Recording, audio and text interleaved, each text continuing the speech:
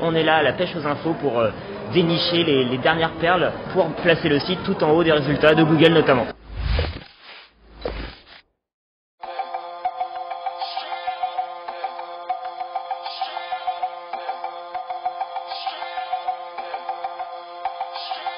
Je pense que c'est important, nous, en tant qu'organisateurs d'événements, de montrer aussi l'exemple, de se dire qu'il est possible d'organiser des événements avec un maximum de sécurité et permettre que la vie continue, que le business continue.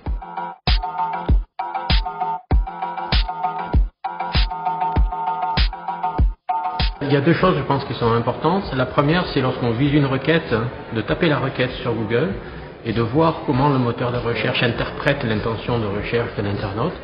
C'est vraiment un point très intéressant et très important parce qu'on va comprendre l'angle de rédaction derrière. Et derrière, c'est évidemment essayer de répondre de la meilleure façon possible à cette intention de recherche.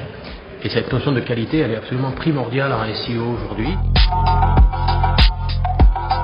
Il faut que le site soit utile pour les internautes, qu'on réponde aux questions qui se posent, qu'on les aide à améliorer leur projet. D'ailleurs, les études qui ont été faites montrent que les internautes, ils sont complètement submergés d'informations et ils ne vont aller que vers les informations qui les aident à améliorer leur projet. Donc les informations sur lesquelles ils sont déjà motivés, ça ne sert à rien d'essayer de leur faire lire des choses qu'ils n'ont pas envie de lire, dont ils n'ont pas besoin. Ils ne vont pas le faire. Deuxième chose, il faut que ce soit intéressant, donc il faut que ce soit lisible, bien écrit, que ça apporte des éléments, que ce ne soit pas juste du blabla insipide, mais que vraiment ça fasse progresser l'internaute avec du sens, des éléments de fond.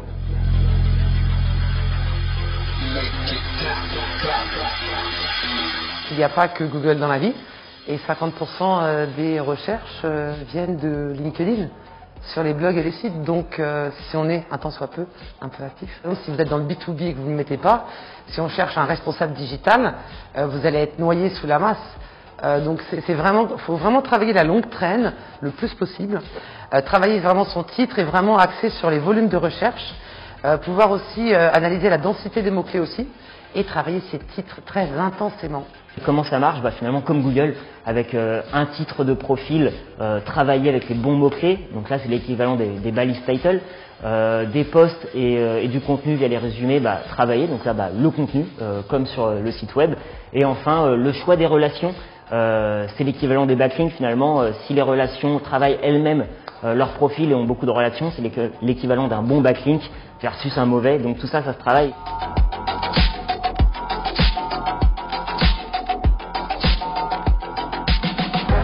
Alors, résumé en un mot, finalement, on se rend compte que les deux sont importants et que beaucoup vont sur ce qu'on pourrait appeler le grey hat, puisque ne serait-ce que faire du lien, ce n'est pas autorisé par Google, mais néanmoins, comme ça a été dit, il n'y a pas de loi derrière tout ça. On est ensuite passé sur une conférence du désormais mythique Paul Sanchez, clairement la 4, sur la notion de comment gagner du temps finalement pour bien se positionner via l'achat de domaines expirés. Et l'objectif, c'est de gagner du temps.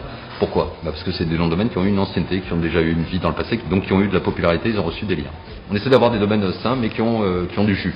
Donc on regarde aussi la qualité des domaines qui pointent. Voilà.